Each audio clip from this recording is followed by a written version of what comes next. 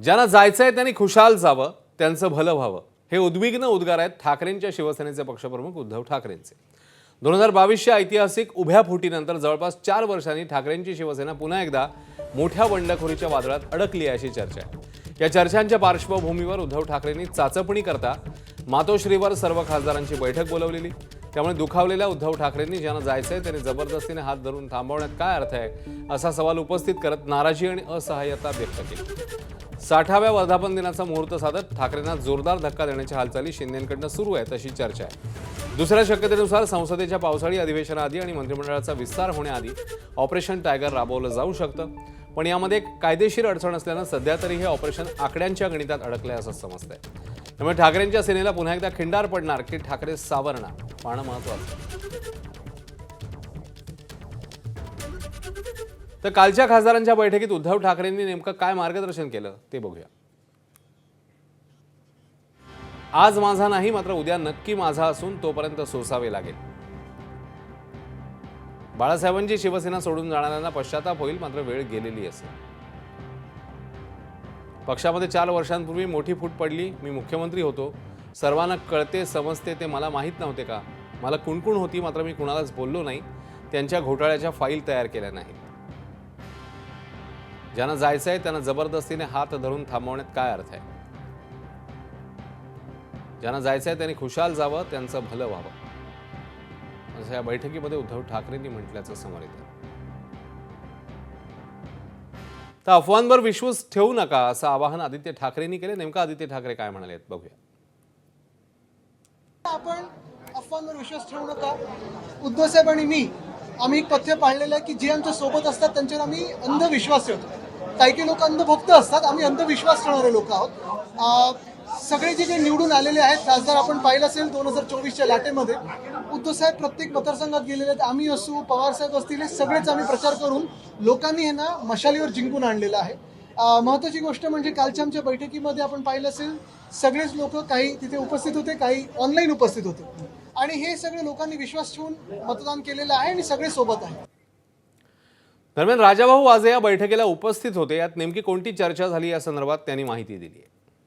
Operation टायगरवर चर्चा झालीच नाही, कारण जर सगळेच ऑनलाईन काय हजर झाले आणि सगळेच हजर झाल्यामुळे मग ऑपरेशन टायगरची चर्चा अशी काही खूप काही चर्चा झाली नाही। पण जे बाळासाहेबांना सोडून गेले त्यांना पश्चाताप होईल, अजूनही ज्यांना जायचं त्यांनी जावं असं नाही, असं काही बोलले नाही, अशी काही चर्चा झाली। खासदार पक्षप्रमुखांना भेटणं टाळत आहेत, ऑनलाईन उपस्थित राहत आहेत किंवा काही वेगळी कारणं देखील सांगतायत।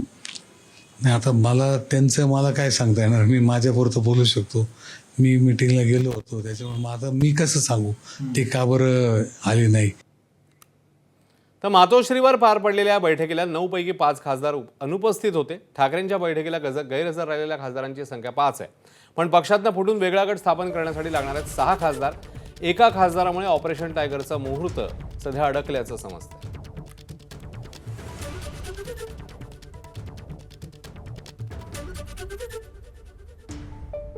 प्रत्यक्ष उपस्थित खासदार कोण कोण होते तर अरविंद सावंत, अनिल देसाई, संजय दिना पाटील, राजाभाऊ वाजे। तर ऑनलाईन उपस्थित खासदार होते ओमराजे निंबाळकर, भाऊसाहेब वागचौरे, नागेश आष्टीकर आणि संजय देशमुख।